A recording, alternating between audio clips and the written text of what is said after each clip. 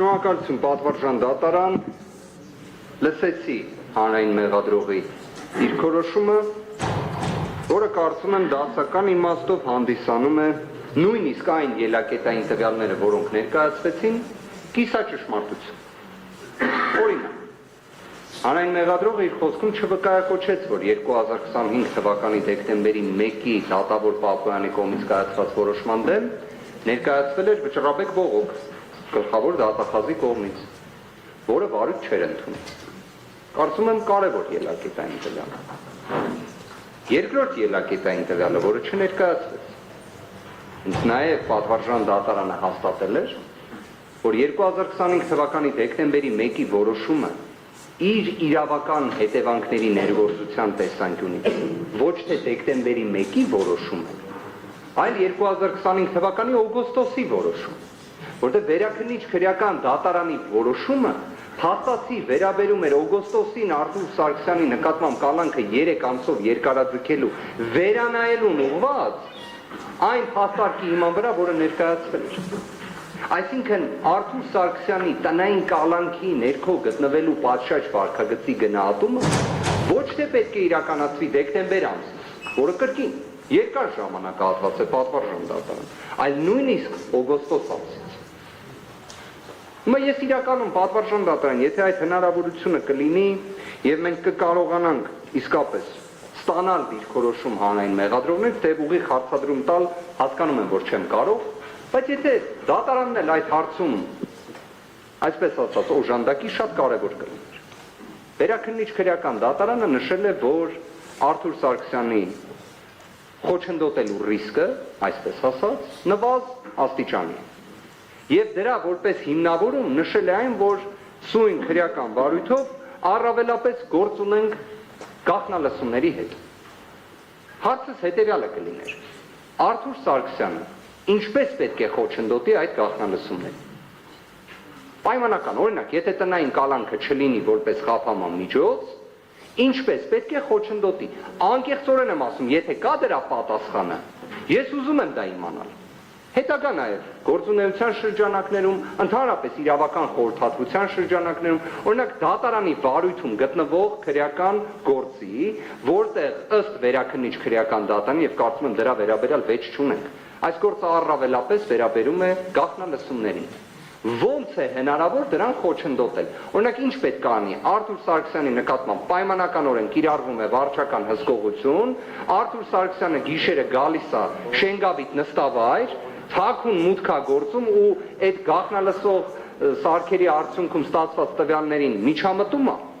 կամ ինչ է անում, ոնց է դա իրացվում։ Օրինակ երբ խոսքը գնում է ենթադրենք վկայի մասին, այդտեղ պատկերացնում ենք ամեն մեկս, երևի սենց ինչ-որ այդ վկային գտնում է, ասում է խնդրում եմ էլի իմ համար ինչ-որ լավ ցուցմունք տու, բան եւ այլն, դա գոնե վիզուալիզացնում ենք։ Այս դեպքում դա ոնց է լինում։ Գալիս է դատարանի չհրկիզվող պահարանն է բացում, գալիս է դատարանի աշխատասենյակը մտնում, գալիս է դատարանի աշխատակազմի գործառույթն է ստանձնում, ոնց է անում, կամ ինչ է անում, իդեպ ստեղ ոնց է եւ ինչը համադրվում է։ Ես անկեղծ չեմ պատկերացնում այդ ռիսկի հնարավորությունը։ Օբյեկտիվ իրականության մեջ իրատեսականության հետ ոչ մի առնչություն չունի։ Ես հասկանում եմ, որ ռիսկերը այո կարող են լինել կանխատեսական բնույթի, բայց ոչ աբսուրդային բնույթի։ Այսինքն հա կանխատեսական, բայց իրատեսական։ Չէ, ինչ որ կանխատեսում ես հնարավոր գործողություն։ Այս դեպքում ինչ գործողություն ենք պատկերացնում, ՀՀ ազգային ժողովի падգամավոր Արթուր Սարգսյանը եւ այդ քրեական վարույթով ոչ պատշաճ վարքագիծը։ Զուտ մի քանի գործողության նկարագրման տեսանկյունից, ելի եմ ասում կանխատեսական տիրույթում։ Ես ինքս այս հարցերի պատասխանը ունեմ։ Չկա այդ ռիսկը ուղղակի։ Չկա։ Վերաքննիչ քրեական դատարանի դիրքորոշումը ես ինքս ընկալում եմ հետևյալ կերպ։ Ի վերջո, բողոքը վերաբերում է կալանքը որպես խափանման միջոց փոփոխելուն։ Ինչ որ իմաստով դա նաև հենց մեր կողմից միջնորդված խափանման միջոցն է։ Ինչ որ իմաստով։ Իդեպ դրա համար նաև հենց օրինակ մեր կողմից վճռաբեկ բողոք ներկայացնելը կարող էր հակադրվող դիտարկվել։ Բայց մենք ունենք այլևս նոր իրականություն։ Հիմա իրավաչափության պայմանների տեսանկյունից մի քանի հանգամանք նշեմ։ Հնարավոր է հանրային մեղադրողներ օրինակ տեղյակ չէին։ Բայց ամեն դեպքում Արթուր Սարգսյանը խորին հարգանքով տարիքային խտրականություն չեմ ուզում անել, բայց օրինակ չի ծնվել 2014-12 կամ 2000 թվականին։ Մի խոսքով, ինչքան էլ մեծ մի գաղտնիք չեմ բացահայտի, բայց Արթուր Սարգսյանը իրավական իմաստով չի հանդիսանում երիտասարդ տարիքում գտնվող անձ, որի առողջության տեսանկյունից ընդհանրապես գանգատներ չեն լինի։ Արթուր Սարգսյանը կրկին հատուկ եմ ուզում նշել, առողջական գանգատ չի բարձրաձայնում։ Չի բարձրաձայնում։ Դա իր իրավունքն է, իր մոտեցումն է։ Բայց գոյություն ունեն օբյեկտիվ տվյալներ։ Ցանկացած անձ որոշակի իմաստով ունի բժշկական օգնության եւ սպասարկման իրավունք։ Առանց դրա շրջանակը բացահայտելու, բայց պատվարժան դատարան դա դուք գիտեք։ Կարող է կրկին եմ ասում, հանրային մեղադրողները չիմանային, որ Արթուր Սարգսյանը բժշկական օգնության եւ սպասարկման իրավունքից օգտվել է Աստղիկ ԲԿ-ում, Միքայելյան համալսարանական հիվանդանոցում,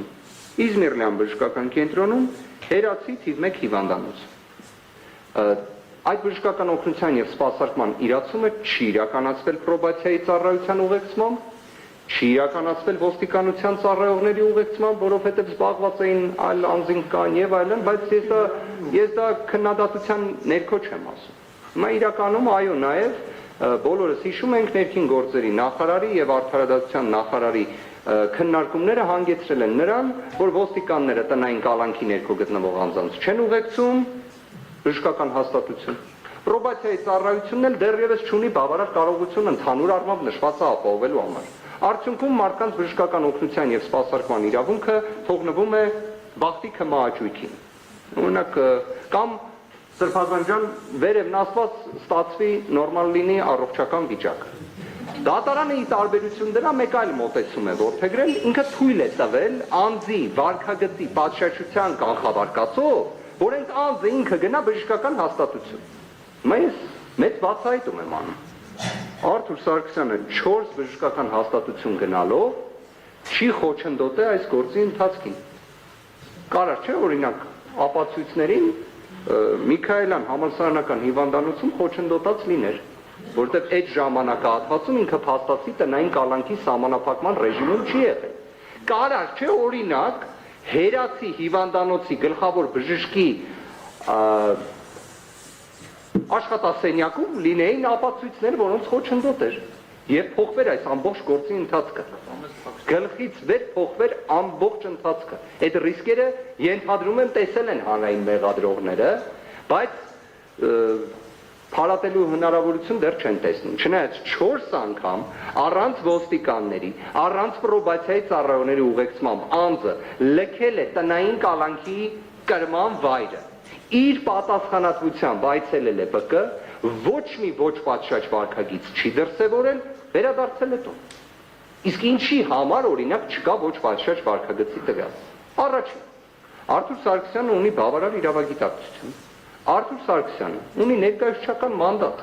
դրանով ինքնին իր վարքագծի մեջ բնականաբար կաշկանդված է։ Եվ երրորդը, Արթուր Սարգսյանը ունի մի հետաքրքիր առանձնահատկություն, որը իհարկե վերաբերելի է նաև սույն վարույթով անցնող այլ անձանց։ Արթուր Սարգսյանը ոչ մի առնչություն չունի այս քրեական վարույթի հետ։ Արթուր Սարգսյանի ենթադրյալ մեղադրանքը մի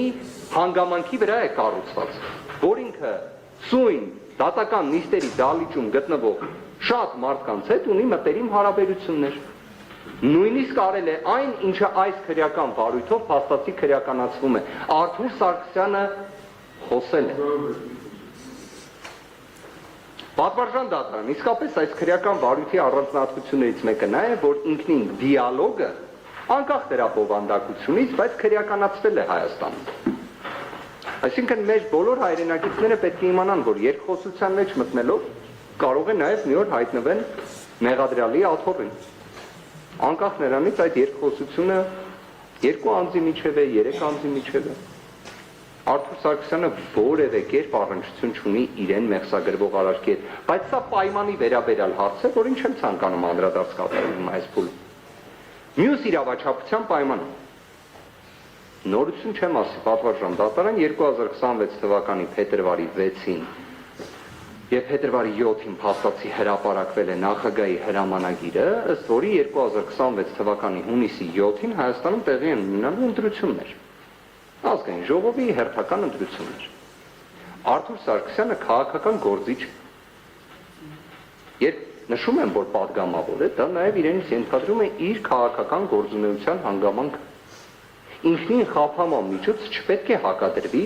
անձի քաղաքացիական եւ քաղաքական իրավունքների իրացմանը,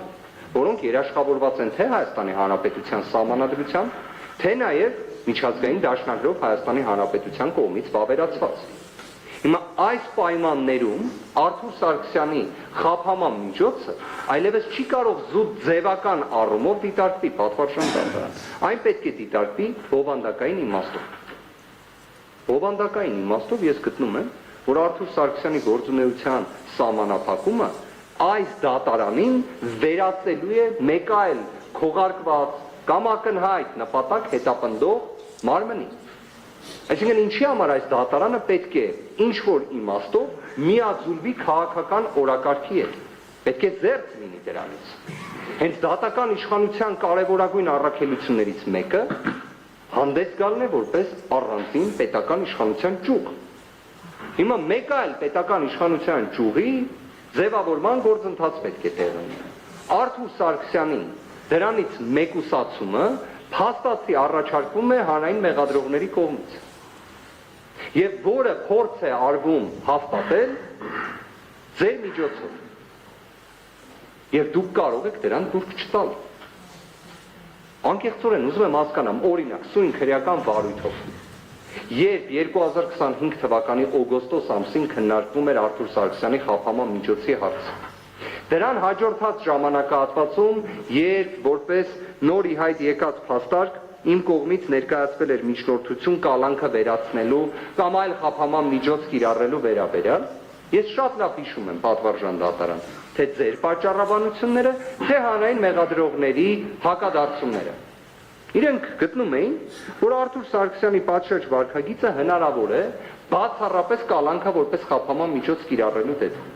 Իրավացի էին, երբ նշեցին, որ դա վերաքննիչ քրեական դատարանի որոշումն էր, որ Արթուր Սարգսյանի նկատմամբ ընտրված խափանման միջոցը փոփոխվեց։ Ես ուզում եմ հասկանալ պատվարժան դատարան, արդյոք իրավական արժեք չպետք է տանք դիրքորոշումների արժանահավատությանը։ Կարծում եմ դեկտեմբեր ամսից մինչ օրս Արթուր Սարգսյանի դրսևորած վարքագիծը ապացուցեց նախկինում իմ եւ իմ գործընկերոջ պարոն Խաչատրյանի ներկայացրած այն պնդումները, որ Արթուր Սարգսյանի նկատմամբ եթե կալանքը չլինի որպես խափանման միջոց, վարքագիծը կլինի պատշաճ։ Հանրային մեղադրողների դիրքորոշումները չեզոքացվեցին։ Այսինքն ինչ-որ իմաստով մեր դիրքորոշումը հստակ իրականության հետ ուղիղ կապ ուներ։ Հանրային մեղադրողների դիրքորոշումները բացառապես կանխատեսական բնույթի են եղել եւ իրականությունը հերքել է իրենց դիրքորոշումների արժանահավատությունը։ Հիմա ինչն է հավանական, որ հիմա երբ մենք ներկայացնում ենք դիրքորոշում, որ տնային կալանքը պետք է վերացվի պատվարժան դատարան եւ պետք է կիրառվի ավելի մեղմ խափանման միջոց, այնպիսի խափանման միջոց պատվարժան դատարան, որ համատեղելի լինի Արթուր Սարգսյանի կարգավիճակի հետ։ Արդյոք հիմա ում դիրքորոշումն է ավելի արժանահավատ։ Հիմա ինչ-որ իմաստով ես երբ լսում եմ հանրային մեղադրողների դիրքորոշումը, ինձ մոտ հարց է առաջանում, օրինակ օգոստոս ամսին, ինչի այդ դիրքորոշումը չէր ներկայացվում։ Այնպես չէ Արթուր Սարգսյանը օգոստոսին եւ Արթուր Սարգսյանը դեկտեմբերին եւ Արթուր Սարգսյանը 2026 թվականի փետրվարի 26-ին տարբեր մարդիկ են։ Նույն մարդն է։ Նույն։ Իր նույն իրավագիտակցությամբ, իր նույն դրսևորած վարքագծով։ Իդեպ պատշաճ վարքագիծը դրսևորել է թե Վարդաշեն քրեակատարողական հիմնարկում, թե քաղաք Երևան Ուլնեցի համապատասխան հասցեով իր տնային կալանքի կրման վայրում։ Բայց ամենակարևորը պատվարժան դատարան, ես նորից եմ սա ուզում ընդգծել, որպես իրավաչափության պայմանների ցանկացած անձի դեպքում, լինի Արթուր Սարգսյան թե այլ անձ, մարդը 4 անգամ լքել է տնային կալանքի կրման վայրը, ըստ իր կողմից երաշխավորած սահմանված ժամկետներում պահպանելով այդ ամենը վերադարձել է տուն։ պրոբացիայի ծառայության մեջ զգուշացրել է նախքան տնից դուրս գալը, վերադառնալով էլ կրկին զգուշացրել։ Հիմա այս նույն կառուցակարգը, եթե լինի ոչ թե 4 անգամ, այլ պայմանական 90 օր, ինչ է լինում դրանից, ինչն է փոխվում, փոխվում է մի բան, տնային կալանքը չի վերածվում որպես պատժիչ գործիքի,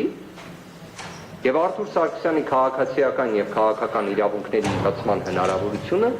լինում է։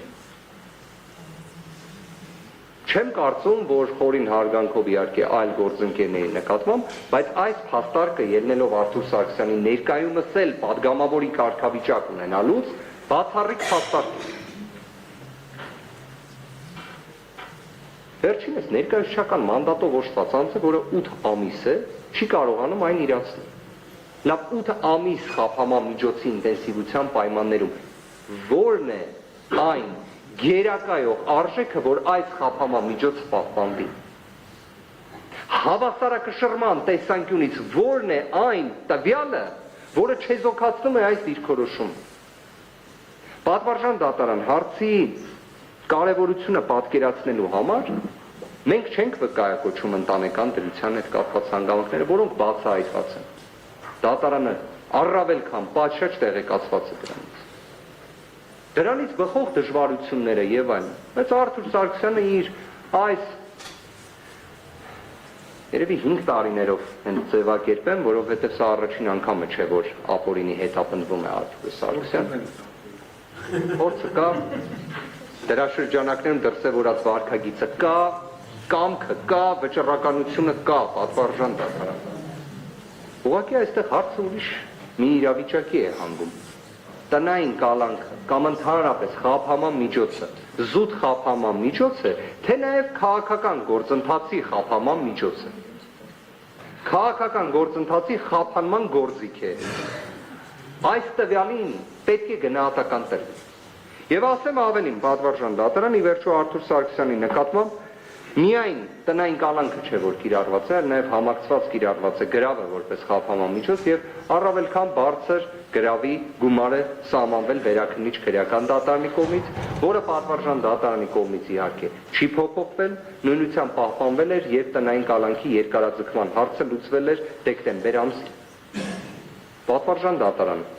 ես գտնում եմ, որ այն գրավի չափը, որը կիրառվել էր, ստացվում է կիրառվել էր դեռ օգոստոս ամսվա տրամաբանության ներքո։ Չի կարող նույնությամբ ակտուալությունը պահպանած լինել։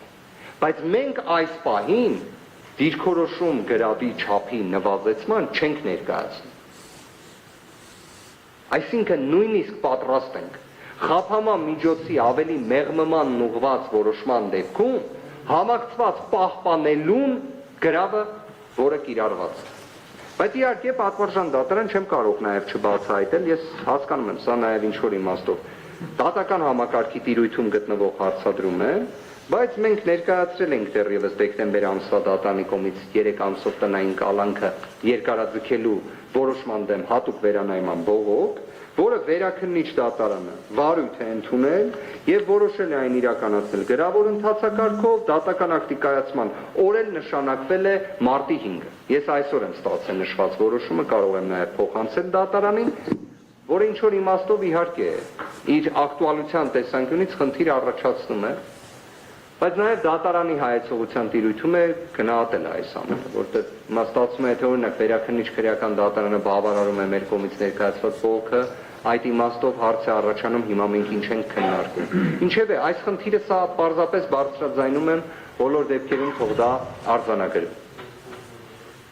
Պատվարժան դատարան, գտնում ենք, որ Արթուր Սարգսյանի նկատմամբ ինքնին միայն գրավի պահպանումը որպես խափաման միջոց առավել քան բավարար կլիներ։ Բայց մենք համաձայն ենք նաև համակցված խափաման միջոցների կիրառմանը, թող լինի այն գրավը, բացակայելու արգելքը եւ վարչական հսկողությունը, իհարկե առանց ժամային սահմանափակում։ Այն կարող է իր մեջ պարունակել այլ բնույթի սահմանափակում, բայց միաժամանակ հաշվի առնելով, որ ի վերջո Արթուր Սարգսյանը հանդիսանում է ազգային ժողովի падգամավոր։ Պատվարժան դատարան, գտնում եմ, որ առավել քան երկար ժամանակ է ինչ Արթուր Սարգսյանի նկատմամբ նման ինտենսիվ խափանման միջոց կիրառված։ Կալանքը եւ տնային կալանքը իրավական հետևանքների տեսանկյունից գտնվում են նույն հարթության մեջ։ Եվ Արթուր Սարգսյանի կալանքը կարծում եմ նաեւ հանրության աչքի առջև էր։ Արթուր Սարգսյանին կալանավորելու հարցը նախ փաստացի քննարկվել էր ազգային ժողովում,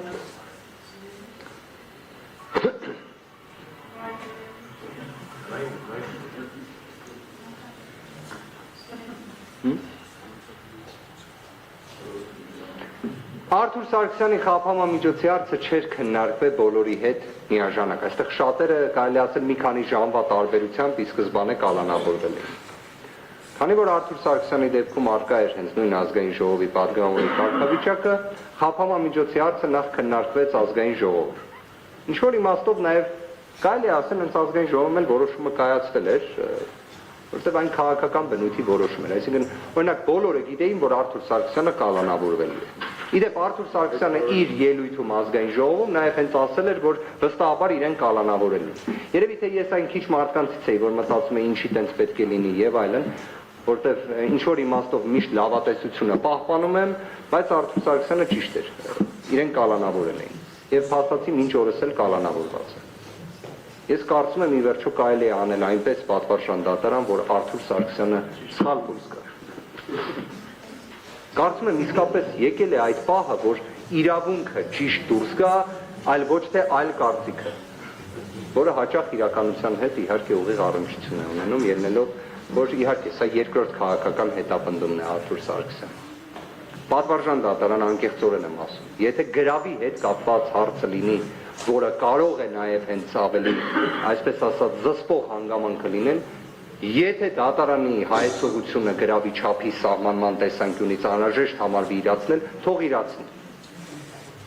Բայց տնային կալանքը որպես խափանման միջոց վերացվի։ Սա է պատվարժան դատարան, շնորհակալություն։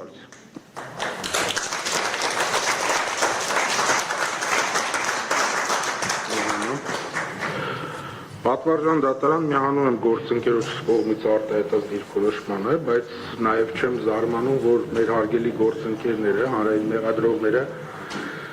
որպես այդպիսին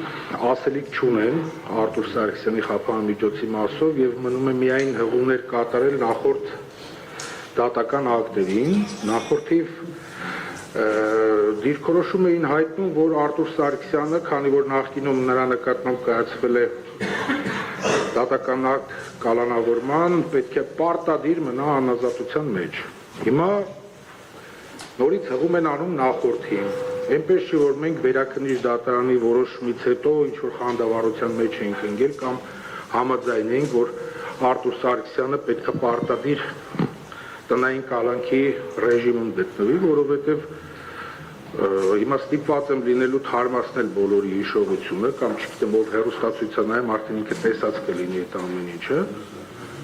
Առաջին օրը, երբ որ եկել են Արթուր Սարգսյանի տուն խուզարկության, դեռ պատգամավորական անձեռնխելությունը չհաղթահարած, արդեն այնտեղ որոշման մեջ այնպիսի ձևակերպումներ կային, որ ակնհայտ էր, որ օրեր անց կամ ժամեր անց կամ չգիտեմ 5 օրից 10 օրից Արթուր Սարգսյանը պետք է անպայման կանգնի որոշակի ապօրինի պրոցեսների առաջ, հետո կալանավորվի, այդ կանխատեսումները մենք ունեինք, որովհետև այդ որոշման մեջ խուզարկության ակնհայտ էր, որ Արթուր Սարգսյանին մեղադրում են նրանում, ինչու որ հիմա մեղադրում են, ու ի զարմանս բոլորի Արթուր Սարգսյանը, այսինքն բոլորի չէ, ի զարմանս վարույթ իրականացնող մարմնի, նրանք երևի հատուկ էին հենց այդպես արել, որ Արթուր Սարգսյանը իրենց համար ցանկալի գործողություններ կատարի, որ ավելի հեշտ կարողանան կալանավորել, չնայած այդ պարագայում կալանավորելու համար խնդիրներ չունեցան իրենք, հայտնի պատճառներով։ Հիմա պետք է մի հատ հիշենք էլի ի սկզբանե Արթուր Սարգսյանի մասնակցությունը այս գործին ու նրա վարքագիծը, էլի չգիտեմ մեր իրականության մեջ երևի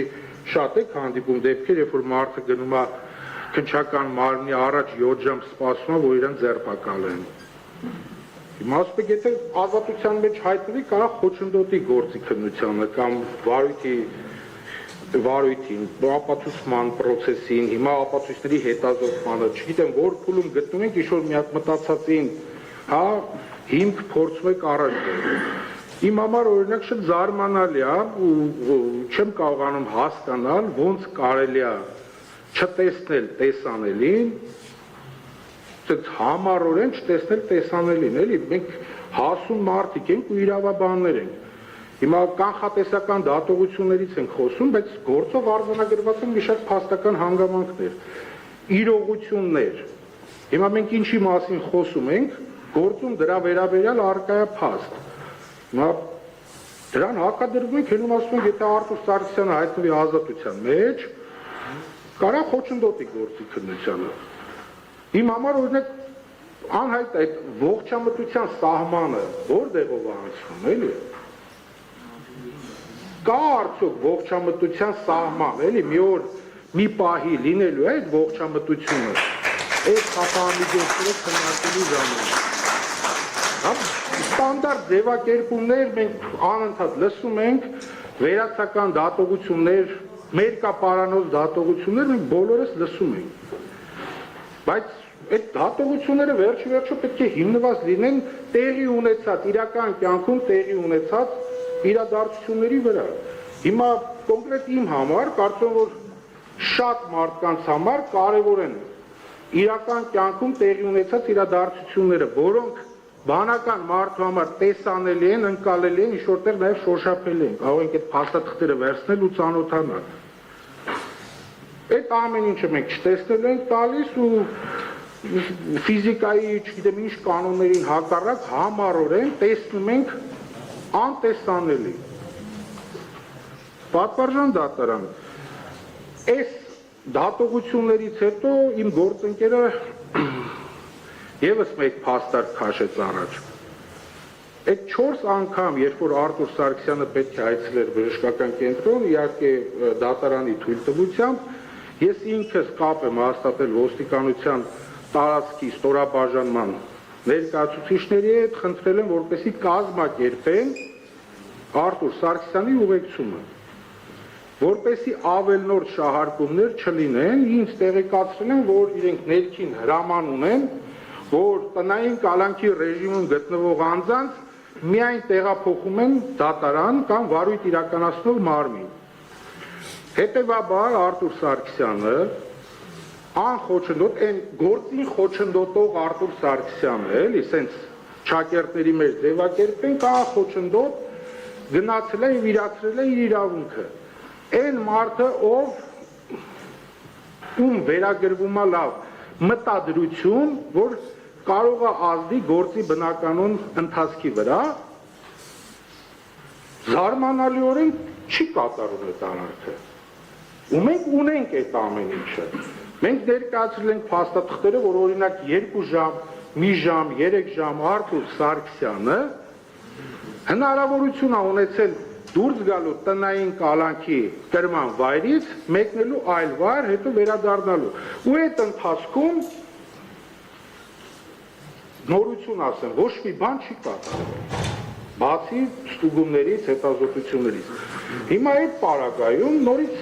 մենք դատարանում լուրջ քննարկում ենք, որ Արտուր Սարգսյանը հենց հայտնվի ազատության մեջ խոչընդոտելու է գործի քննությանը։ Լավ, լուրջ եք ասում։ Հիմա մենք պետք է այդ ամեն ինչը լսենք, անվերապահորեն ընդունենք ու հավատանք, այսինքն աշկակապությամբ զբաղվենք։ Այսքանը պատվարժան դատարան ավելացնելու ոչինչ չկա։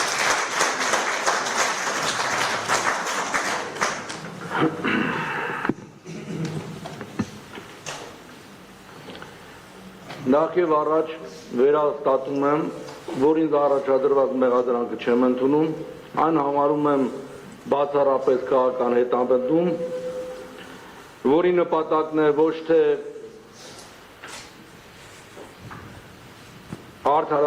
արդարադատությունը, այլ իմ քաղաքական գործունեության կասեցումը։ Ես այստեղ չեմ եկել արդարություն հայցելու։ Մենք գիտենք, որ այս դատարանում որոշումները կայացվում են ոչ թե օրենքի տառով,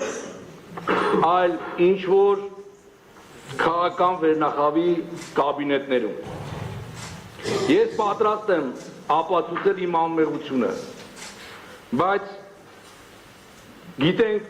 ամեղությունը ապացուցելու համար պետք է լինել արդարություն։ Բայց մենք այս 8 ամիսների ընթացքում համոզվեցինք, որ այս դատարանում արդարություն չկա։ Իմ հանցանքը Ժորժ ջան մեկն է, որ ես արժանապատիվ հայ եմ,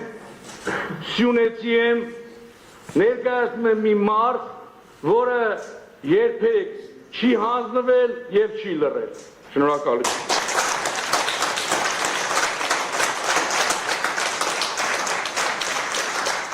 Բակվաժան դատարան։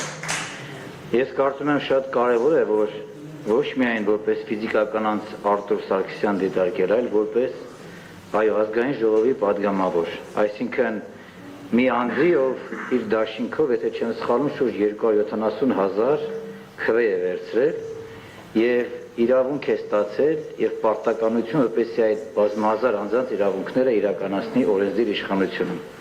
Եվ այսօր որպես դատական իշխանության ներկայացուցիչ ձեր կողմից կայացված որոշումը իհարկե պետք է լինի իշա Հայաստանի Հանրապետության, իշա այն քաղաքացիների հայ ժողովրդի, ովքեր իրենց քվեն տվել են Արտուր Սարգսյանին, որպես իրենց իրավունքներն իրականացնի։ Հետևաբար այս հանգամանքը շատ մեծ դերակատարում ունի, միանում եմ պաշտպաններին եւ խնդրում եմ իշա Հայաստանի այն քաղաքացիների հայ ժողովրդի, ովքեր իրենց քվեն տվել են Արտուր Սարգսյանին, իրենց իրավունքները իրականացնելու որոշում կայացնել։ Շնորհակալ եմ։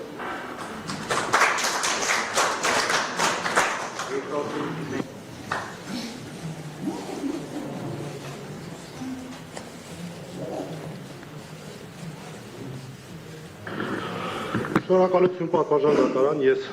սովորաբար ձեռնպահ եմ մնում գործընկերներիս հետ կապված դատողություններ անելուց, որովհետև իմ գործընկեր Արամ Վարդևանյանը ինչ ասում է 100% հավատային եմ լինում, բայց այս անգամ քանի որ իր պաշտպանյալի մասին է խոսքը, ինձ իրավունք վերապահան մի քանի բաներ ասել, որոնք ընդհանրական նշանակություն ունեն։ Առաջին պատվարժան դատարան ոչ միայն այս հարցի քննարկման մասով, այլ առհասարակ այս դատավարության ամբողջ տրամաբանությունը մեր համար ավելի հասկանալի դարձնելու համար ես ուզում եմ, որ մենք փորձենք մի փոքր ավելի մոտ գնալ այն հասկացության պարզաբանմանը, որ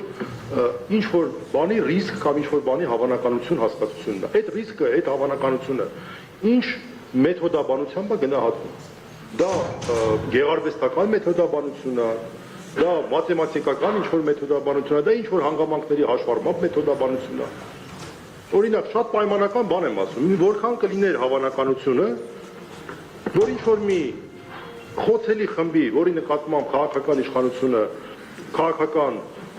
բացասական գործընթաց է իրականացնում, շատ պայմանական եմ ասում, որը բաղկացած է 55 անձից, նրանցից 4-ի նկատմամբ